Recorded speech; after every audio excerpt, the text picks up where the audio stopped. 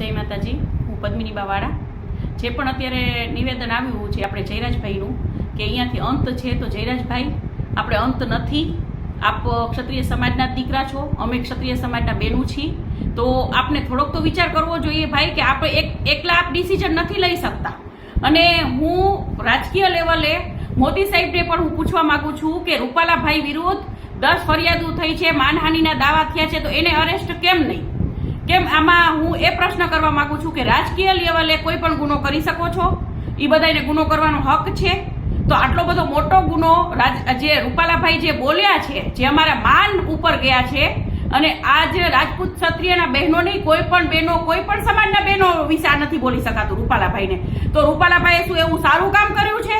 તો આજે જયરાજભાઈ એક અને જયરાજભાઈ કોઈ એક વ્યક્તિ કોઈ નિવેદન નથી આપી શકતા, એને કોઈ એવો હક નથી.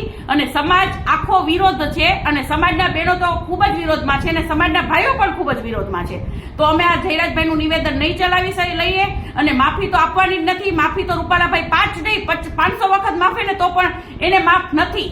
રૂપાલાભાઈની ટિકિટ રદ કરે. અને હું તો નરેન્દ્રભાઈ મોદીને આજે મોદીભાઈ આપે તો કેટલા બહેનો દીકરીઓ સાથે સારા એ લોકો માટે કામ કર્યા છે.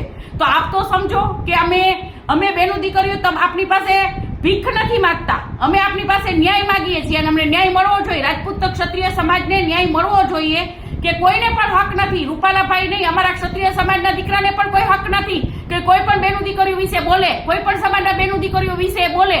તો રૂપાલાભાઈએ શું આ સારું કામ કર્યું છે? આટલા મોટા હોદ્દા ઉપર આજે એમને ભાજપ પાર્ટીનું નામ બદનામ કર્યું છે કે ભાજપ પાર્ટીમાં જો આવાને ટિકિટો દેશો ને તો કાલ સવારે ભાજપ પાર્ટીનું ખૂબ ખરાબ લાગશે. એટલે આ નિવેદન જયરાજભાઈનું કોઈ રાજપૂત ક્ષત્રિય સમાજ સ્વીકારશે નહીં, અને અમારો વિરોધ સતત ચાલુ રહેશે. બરાબર છે? અને રૂપાલાભાઈની ટિકિટ રદ જ થવી જોઈએ. અને બીજું કે આજે અમારા બહેનો ત્યાં ગયા હતા અને તેમને અરેસ્ટ કર્યા છે. તો જયરાજભાઈ નહીં, બીજા બધા ભાઈઓ રાજકીય લેવલે આપના રોટલા શેકો, પણ આપણા બહેનો દીકરીઓને એક સમાજ માટે થઈને ત્યાં બોલવા માટે આવ્યા હતા, પોતાની આબરૂ માટે લડાઈ દે છે, તો એને સપોર્ટ કરો. તમારા રાજકીય રોટલા નો શેકો મહેરબાની કરી. અને આજે આપ લોકોના માટે થઈ અને આ બહેનોને અરેસ્ટ કર્યા છે, તો ક્ષત્રિય સમાજના જેટલા પણ ભાઈઓ ત્યાં હોય એ લોકોને શરમ અનુભવવી જોઈએ. આજે રાજકીય લેવલે આપ રોટલા શેકો છો તમારા ખુદના. આજે સમાજમાં તમારું કોઈ પણ માનપાન નહીં રહે. આજે એટલું તો વિચાર કરો